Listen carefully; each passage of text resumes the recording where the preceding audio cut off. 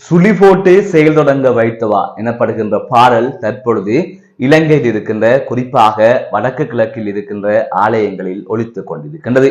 அதனை தாண்டி இந்தியாவிலும் அந்த பாடல் ஒலித்துக் கொண்டிருப்பதை பலர் கேட்டதாக கூறியிருக்கிறார்கள். இந்த பாடல் யார் பாடிய பாடல்? இந்த பாடல் எப்படி உருவானது? இந்த பாடல் இவ்வளவு வெற்றி பாடலாக மாறுவதற்கு காரணம் என்ன?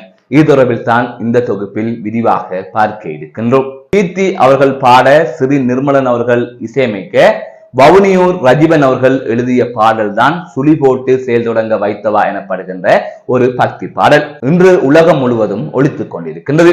இலங்கையில் இருக்கின்ற சாதாரணமான முகநூல் பக்கங்களிலே இந்த பாடல் 1 மில்லியன் 2 மில்லியன் என்று பார்வையாளர்கள் அந்த பாடலை பார்த்திருந்தார்கள். அதை விட இந்த பாடலை யூடியூப் சேனலில் அவர்கள் வெளியிட்டிருந்தார்கள். அதிலும் பார்வையாளர்களின் எண்ணிக்கை 1 மில்லியன் என்கின்ற அளவை நோக்கி நகர்ந்து கொண்டிருக்கின்றது. இவ்வாறு பெரும் வெற்றி பாடலாக இந்த பாடல் மாறி இருக்கின்றது. கிட்டத்தட்ட இந்த பாடலை 3 கோடிக்கும் மேற்பட்டோர் கேட்டிருப்பார்கள்.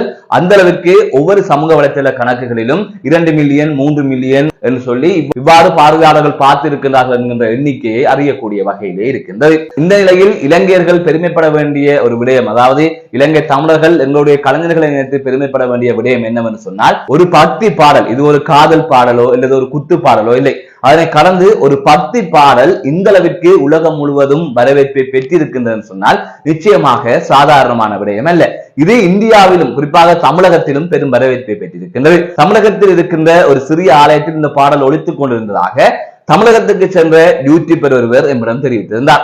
அந்த அளவிற்கு இந்த பாடல் யாரால் பாடப்பட்டது, இந்த பாடல் எப்படி உருவாக்கப்பட்டது என்கின்ற தகவல் எல்லாம் தெரியாமலே அந்த பாடல் ஏதோ ஒரு சினிமா படத்தில் இருக்கின்ற பாடலாகவோ அல்லது இந்தியாவில் இருக்கின்ற இல்லை தமிழகத்தில் இருக்கின்ற ஒரு பிரபலமான ஆலயத்திலிருந்து வெளியிடப்பட்ட பாடலாகவோ நினைத்து அந்த பாடலை பலரும் கேட்டு ரசித்துக் கொண்டிருக்கின்றார்கள்.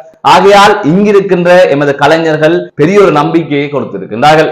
இங்கிருந்து என்ன வேண்டுமென்றாலும் செய்ய முடியும், இங்கிருந்து தமிழகத்தை திரும்பி பார்க்க வைக்க முடியும் என்கின்ற தொடர்ந்து எமது கலைஞர்கள் கொடுத்து வருகின்றார்கள். குழுவினருக்கு எமது வாழ்த்துக்களை தெரிவித்துக் கொள்கின்றோம். மென்மேலும் வளர வேண்டும், இது போன்ற படைப்புகளை இங்கிருந்து கொடுக்க வேண்டும் என்றும் கேட்டுக் கொள்கின்றோம். அதற்காக எங்களால் முடிந்த ஆதரவையும் நாங்கள் தருவதற்கு தயாராக இருக்கின்றோம்.